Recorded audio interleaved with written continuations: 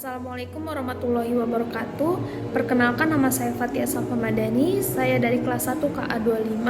Di sini saya ingin membawakan materi mengenai perkembangan dan pengaruh digital citizenship pada anak usia dini. Video ini dibuat untuk memenuhi tugas yang diberikan oleh Pak Haris Anggara Gultom.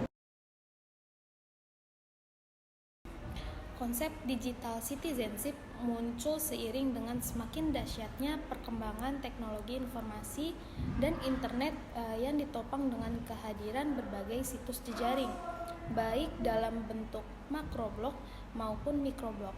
Saat ini ratusan juta orang dari berbagai belahan dunia telah memanfaatkan kehadiran situs jejaring sebagai ajang untuk saling berinteraksi antara satu individu dengan individu lainnya secara digital. Mereka bergabung dan membentuk komunitas-komunitas tertentu untuk saling berbagi informasi dan memanfaatkan berbagai konten yang didistribusikan baik dalam bentuk video, e-book, gambar, dan lain-lainnya. Menurut rumusan teachtalk.com, digital citizenship sebagai the quality of an individual response to membership in a community. Sedangkan menurut digitalcitizenship.net, digital citizenship sebagai the norm of appropriate responsible behavior with regard to teknologi. Berdasarkan kelompok usia, banyak anak usia dini yang diharuskan untuk mengikuti perkembangan teknologi digital. Yang dikarenakan dalam kondisi pandemik seperti ini, sekolah menerapkan sistem belajar online atau daring, termasuk juga dengan sekolah dasar. Mayoritas kehidupan dalam masyarakat itu dihabiskan untuk teknologi digital, baik itu untuk bekerja, belajar, dan lainnya. Nah, lalu permasalahan apa yang dialami oleh anak usia dini dalam menggunakan teknologi digital? Nah, yang pertama itu ada kurangnya pengawasan dari orang tua. Nah, kurangnya pengawasan dari orang tua ini berdampak negatif pada anaknya. Mengapa? Karena anaknya terlalu dibebaskan untuk menggunakan teknologi digital. Apalagi anak usia dini itu sedang senang-senangnya mencari tahu apa yang ia ingin tahu.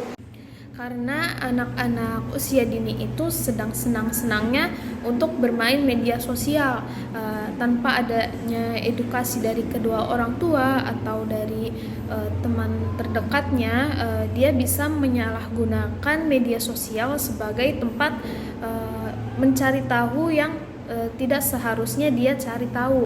Nah, yang kedua ini ada cyberbullying.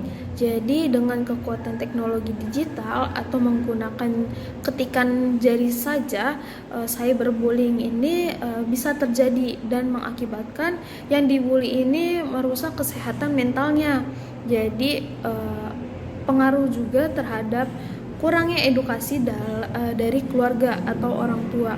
Jadi kita harus pandai-pandai untuk mengingatkan dan memberitahu bagaimana sih cara bermedia sosial dengan baik. Kemudian yang ketiga ada efek samping pada fisik seperti mata kering, sakit kepala, nyeri leher, kemudian juga berakibat kurang nafsunya makan dan gangguan tidur. Nah, selanjutnya yang keempat itu ada penggunaan teknologi digital.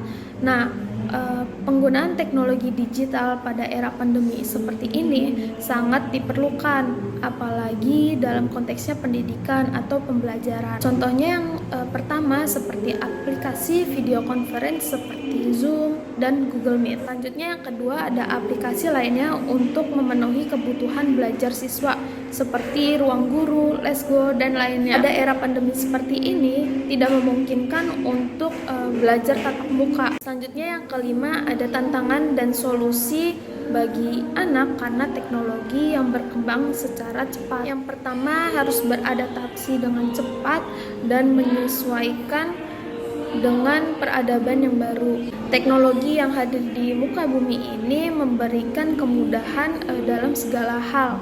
Contoh dalam konteks sekolah, belajar, atau belajar mengajar atau pekerjaan. Tantangan yang kedua, ketika sudah berkecimpungan dengan teknologi, banyak berita-berita hoax dan tidak jelas asalnya.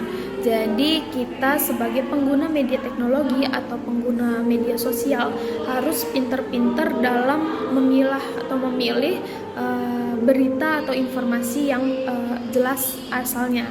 Dapat disimpulkan bahwa teknologi digital membawa pengaruh terhadap kehidupan anak-anak hingga orang tua. Kurangnya edukasi terhadap teknologi digital juga membawa pengaruh negatif pada kehidupan sehari-hari. Tapi banyak juga yang menggunakan teknologi digital sebagai penunjang pembelajaran atau media informasi. Jadi dari diri kita sendiri, bagaimana kita bisa menggunakan media teknologi dengan baik dan bermedia sosial dengan baik. Sekian uraian materi perkembangan teknologi digital citizenship pada usia dini. Kurang lebihnya mohon maaf. Wassalamualaikum warahmatullahi wabarakatuh.